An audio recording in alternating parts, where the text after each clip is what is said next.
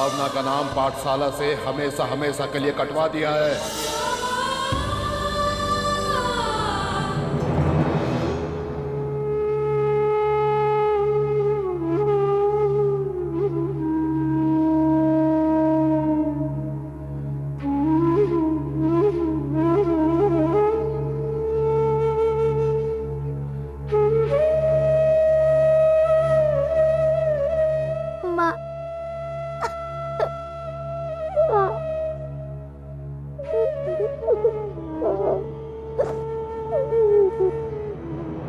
ना बिटिया, ना, अपनी माँ को माफ कर देना। हम तुम्हारी मदद नहीं कर सकते, लेकिन हम भगवान से ही प्रार्थना करेंगे कि हमारे बिटिया को कोई राजकुमार मिले जो तुमका समझे, उनका पढ़ाई लिखाई, अरे जिंदगी जीने का सही मतलब बताए। ये जो बेबसी और लाचारी की परछाई तुम्हारी माँ के आंचल में है ना, उसका साया भी तुझे छू ना पाए।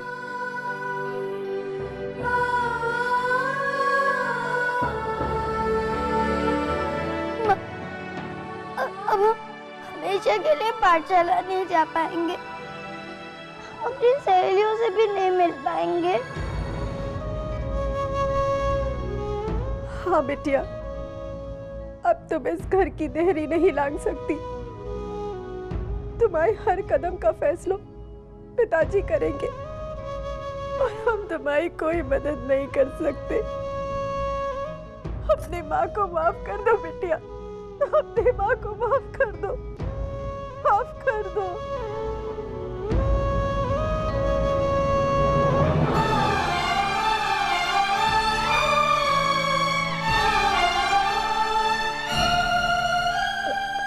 मैं से माफी क्यों मांग रही है? माफी तो मुझे मांगनी चाहिए भाभी आपसे। गलती तो मैंने की है। मुझे समझना चाहिए था कि पिताजी को ये सब कुछ नहीं पसंद है, तभी मैंने ये गलती की। मुझे माफ कर दो ना भाभी। ना ना नहीं दुल्हन, तुम क्यों माफी मांग रही हो? तुम तो भावना की भलाई चाहती थी,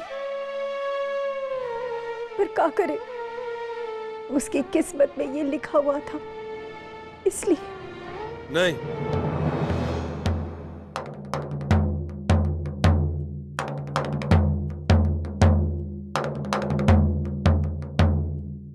इसकी किस्मत में नहीं था।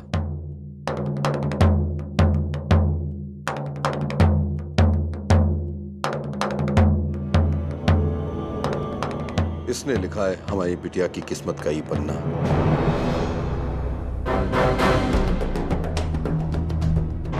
पिताजी को श्राद्ध करने पर मजबूर कर दिया, हमारी बिटिया की पढ़ाई छुड़वा दी।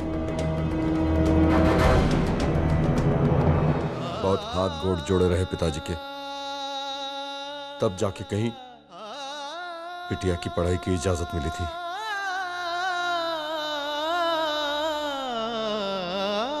सोचे थे 2-4 अक्षर पढ़ लिख लेगी, पर वो भी छुड़वा दिया तुमने। तुम्हारी करनी का फल ये भुगत रही है, और इस गुनाह के लिए हम तुमका कभी माफ नहीं करेंगे।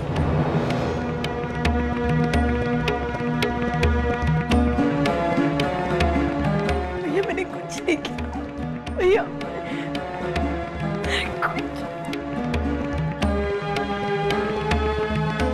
कुछ नहीं किया भाभी।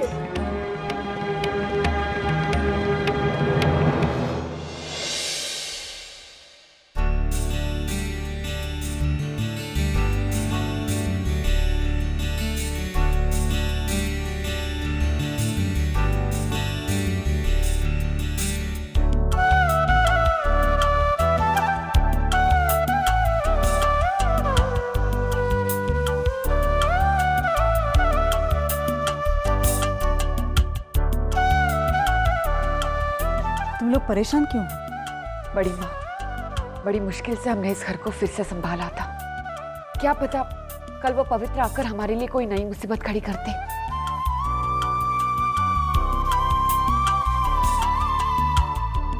सावित्री बहन, कल नमन का जन्मदिन है और इस खुशी में युवराज चाहता है कि घर पर पूजा रखी जाए। अच्छी बात है मेनका बहन। हम भी यही सोच रहे थे, तो हम पूजा की तैयारियां शुरू कर देते। चलो, किसी बात पर तो तुम लोग ने सहमति जताई। बस मैं इतना चाहती हूँ कि मेरे पोते के जन्मदिन पर तुम लोग कोई बखेड़ा खड़ा ना करो, खासतौर से तुम नियति, क्योंकि बड़ी बड़ी गलतियां तो तुमसे होती रहती हैं। छोटी माँ, कुछ नहीं होगा मेनका बहन, अब चिंता मत कीजिए।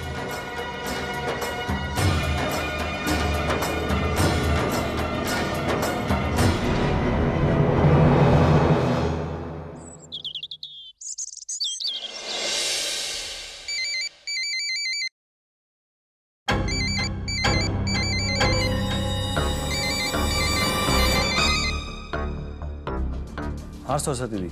आकाश, कब निकल रहे हो तुम लोग? नमन के जन्मदिन की पूजा बस शुरू होने वाली है। दीदी मैंने आपसे कहा ना कि मैं थोड़ा सा बिजी हूँ तो। आकाश, मैंने भी तो तुमसे कहा था कि इस बार तुम्हारा कोई बहाना नहीं चलेगा। देखो, भले ही थोड़ी देर के लिए आओ, लेकिन आ जाओ। ठीक है, ओके।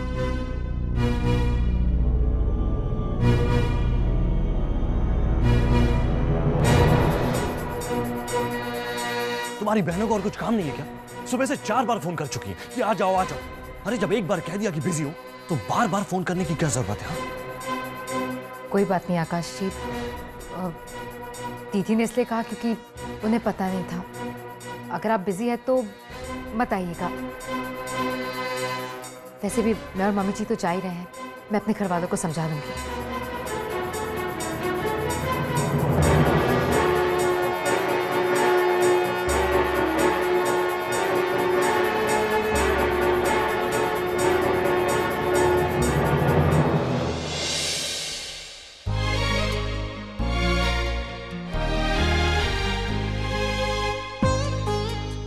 माँ, नमस्ते बहन। नमस्ते। आपको बहुत बहुत मुबारक। जीती रहे। वाह, खुश रहो बेटा, जीती रहो।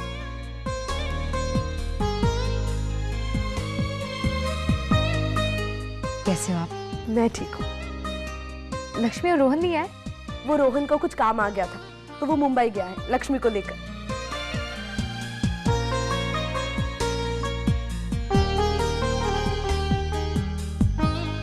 ये देखिए, हमारा birthday boy. Birthday to you. Happy birthday Naman. Happy birthday. Happy birthday.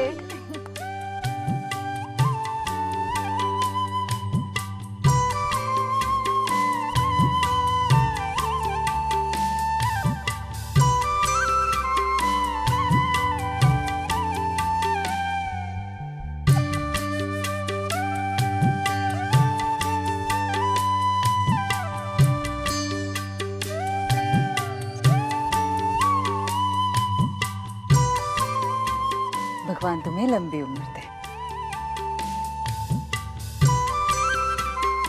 अरे, वो देखो पंडित जी आ गए।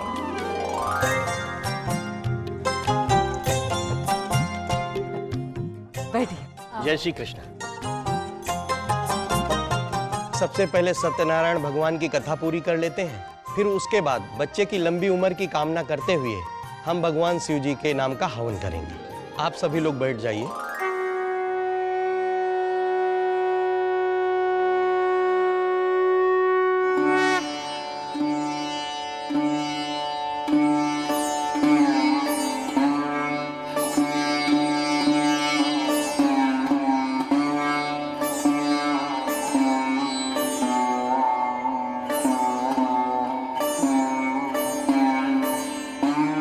श्री सत्यनारायण भगवान की जय। अब हवन के लिए बच्चे के माता पिता को बुलाइए।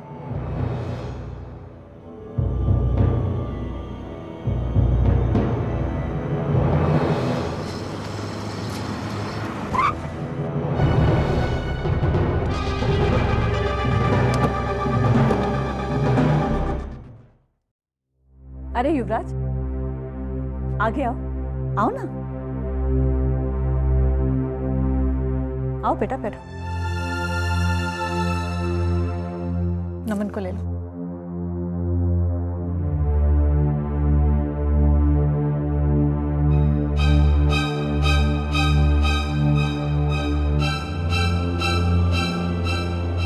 बच्चे की माता को भी बुला लीजिए।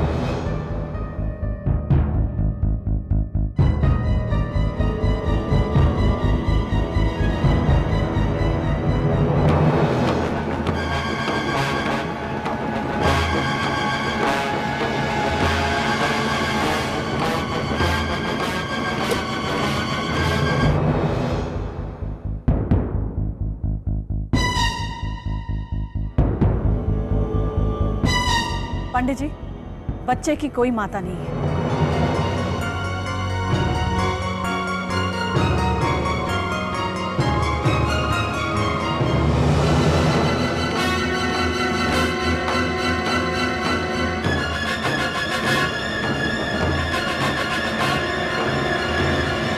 लेकिन मेनका बहन, नियति नमन की माँ नहीं है सावित्री बहन। और वैसे भी ये पूजा मेरे पोते की लंबी उम्र के लिए हो रही है। मैं नहीं चाहती कि वो इंसान इस पूजा में बैठे जिसने मेरे पोते की जान लेने की कोशिश की। पंडित जी, आप पूजा शुरू कीजिए। ये पूजा युवराज ही करेगा। देखिए, इस पूजा में माँ और बाप दोनों का बैठना जरूरी है। ये पूजा जरूर होगी। बच्चे के माता और पिता दोनों यहाँ मौजूद हैं।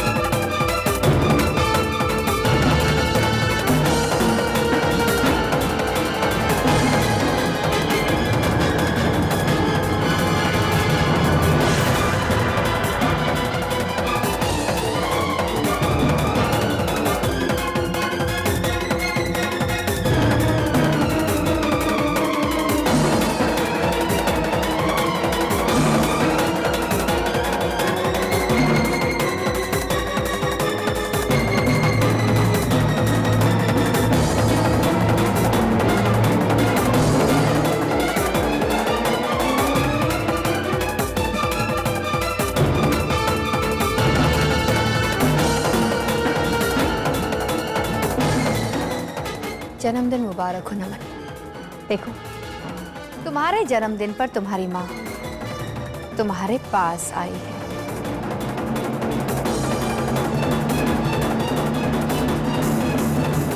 ये सब क्या नाटक है कचरे? तुम्हारी हिम्मत कैसी हुई इस घर में आने की?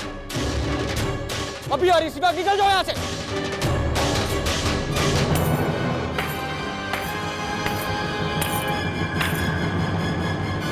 वाह युवराज, बहुत खूब नाटक करते हो तुम।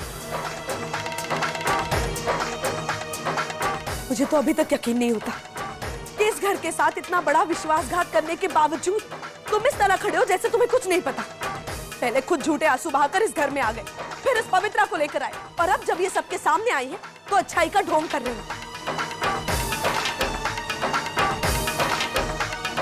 दीदी मेरा यकीन कीजिए, मुझे नहीं पता कि ये सब कैसे। तुम्हें नहीं तो क्या हमें पता है कि यहाँ कैसे आ गई?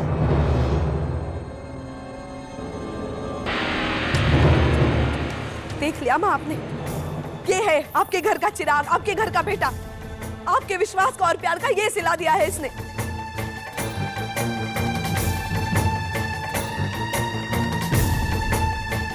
बड़ी माँ, क्या आपको भी लगता है कि मैंने ऐसा? तुम्हारी करनी सबके सामने आ गई है युवराज। कितने विश्वास और भरोसे से मैं तुम्हें यहाँ लाई थी, तुमने ये साबित कर दिया कि मेरा विश्वास गलत था, मैं गलत थी।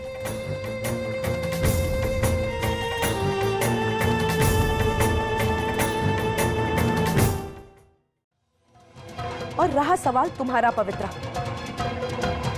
तो तुम्हें मैं इस घर में एक मिनट भी बर्दाश्त नहीं कर सकती।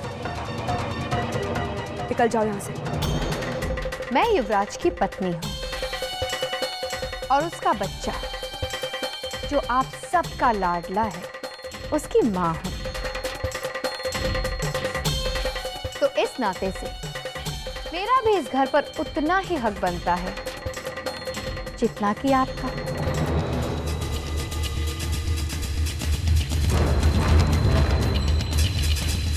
हवन का शुभ मुहूर्त बीता जा रहा है। सबसे पहले बच्चे के माता पिता यहाँ आकर बैठ जाएं। पंडित जी, नमन की असली माँ मैं हूँ। तुम नमन की माँ नहीं हो पवित्रा। केवल जन्म देने से कोई माँ नहीं बनता पवित्रा। नमन मेरा बच्चा है क्योंकि मैंने उसे पाला है। पाला है, अपना पल्ला छुड़ाने की कोशिश की, उसे गलत दवाइयां देकर। मैं सब जानती हूँ किस तरह तुमने अपना सौतेला बर्ताव किया है उसके साथ। इसलिए तो अपने बच्चे की हिफाजत के लिए मैं खुद आई हूँ।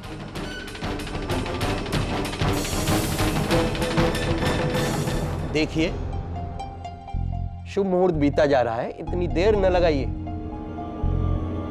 जी पंडित जी।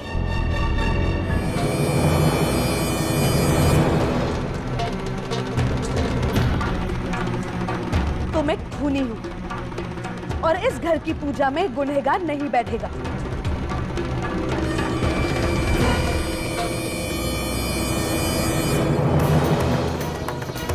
गुनहगार मैं हूं? तो आप लोग क्या हैं? अगर मैं चाहूं तो मेरे बच्चे की जान को खतरे में डालने के इल्जाम में एक एक को कोर्ट में घसीट सकती हूं।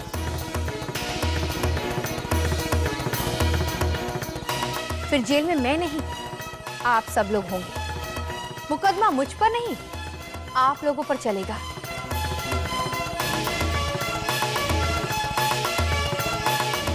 और गुनहगार भी आप लोग ही ठहराए जाओगे, मैं नहीं।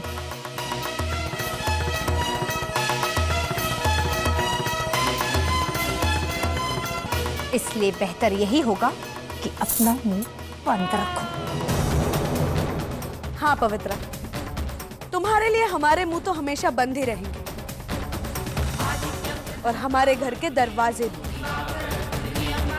निकल जाओ यहाँ से।